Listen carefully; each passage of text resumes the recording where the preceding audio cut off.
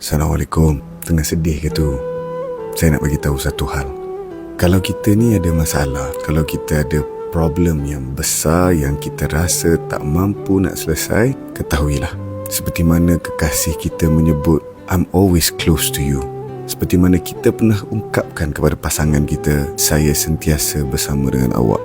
Yang mana kita tak mampu buat pun, tapi Allah mampu.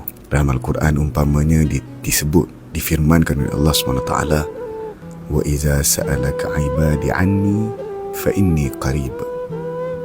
Allah beritahu, aku dekat dengan hamba-hambaku. Aku dekat dengan hamba-hambaku. Jadi kalaulah hari ini rasa penat, letih, tak mampu nak teruskan, ada Allah dengan kita. Mungkin ungkapan ni tuan-tuan dah biasa dengar, dah selalu sangat dengar. Tapi cuba kali ni kita betul-betul ambil momen ni untuk hargai apa Tuhan telah firmankan kepada kita. Ayat lain juga menyebut, la taqnatu min rahmatillah, la taqnatu min rahmatillah. Jangan putus dari harapan Tuhan.